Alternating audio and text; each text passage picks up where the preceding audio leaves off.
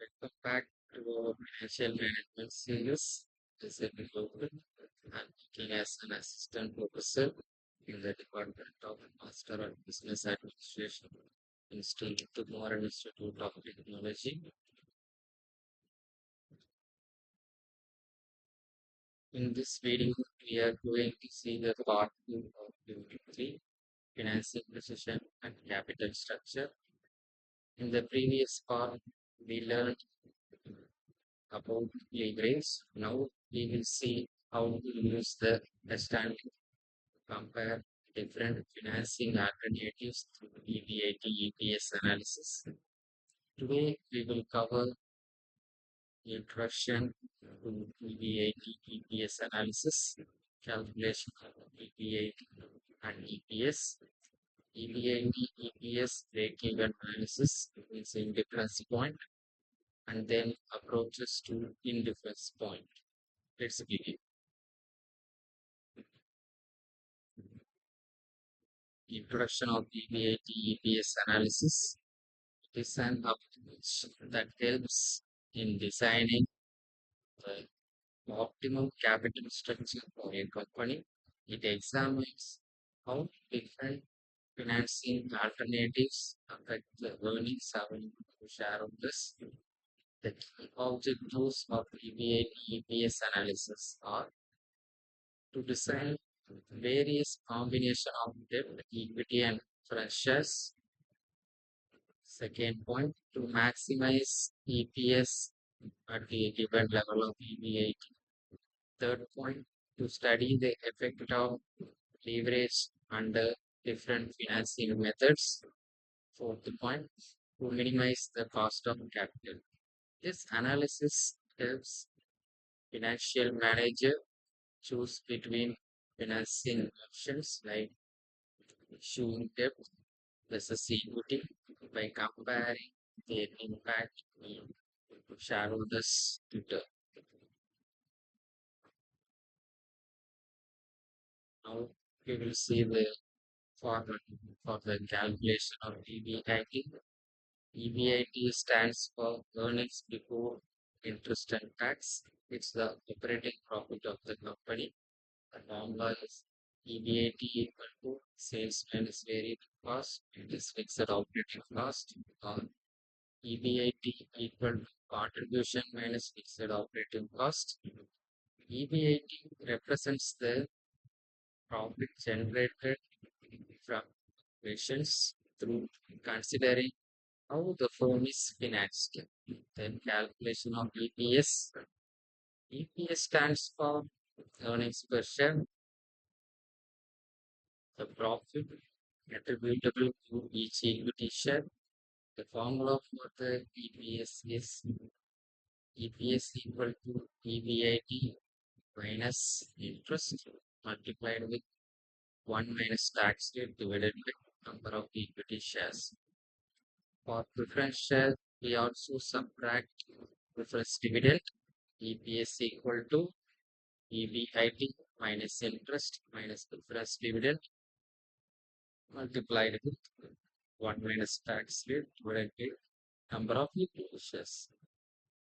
EPS is what matters most to equity shareholders. Next, EBIT, EPS, break-even analysis.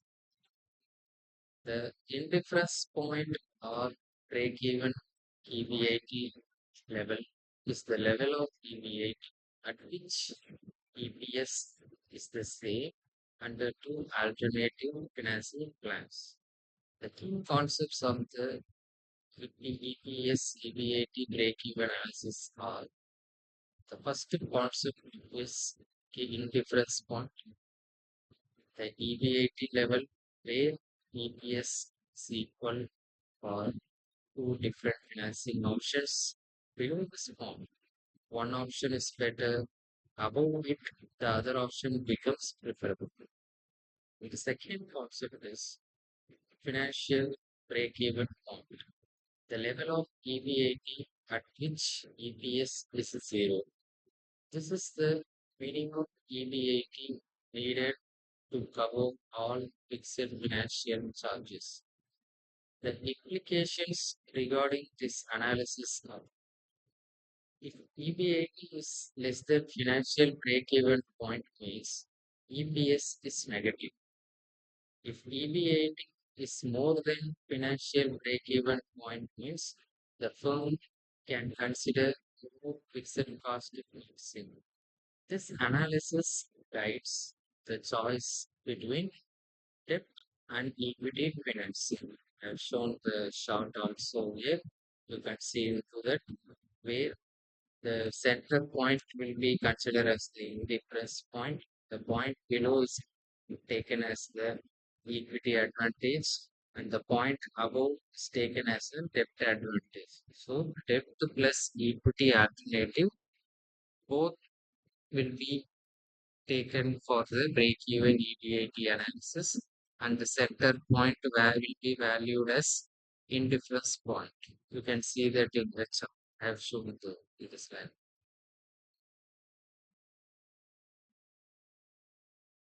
Next, approaches to indifference analysis. Two main approaches are used for indifference analysis. First one is graphical approach, and second is algebraic approach. Graphical approach plots EBIT on x-axis and EPS on y-axis. Draw lines for different financing alternatives. The intersection point shows the indifference level, while for the algebraic approach, it sets EPS formulas for two alternatives equal to each other, solve for EBIT. This gives the exact difference point mathematically. Both approaches yield the same results. The choice depends on preference and context. For the algebraic approach, shown the formula here, for newly formed companies, equity versus debentures equal to x into 1 minus t divided by n 2 1 sorry, equal to x minus I into 1 minus t divided by n 2. Okay, for the equity versus preference share, left side will be the same, which means x into 1 minus t divided by n1 equal to x into 1 minus I minus p divided by n3. In third case, equity versus preference share versus debentures. For that, the formula was x into 1 minus t divided by n1 equal to x minus 1 into 1 minus I minus b divided by n4. For an existing company, when debentures are outstanding, x minus 1 into 1 minus t divided by n1 equal to x minus I1 into 1 minus t minus p divided by n, where x equal to EBIT and 1 equal to number of equity shares outstanding. If any equity shares are issued, N2 number of equity shares outstanding. If both equity shares and debts are issued, N3 number of equity shares outstanding. If both equity and preference shares are issued, and for the N4 number of equity shares outstanding. If both preference share and debt are issued. I stands for interest on debentures, and P stands for preference dividend, and T corporate tax rate.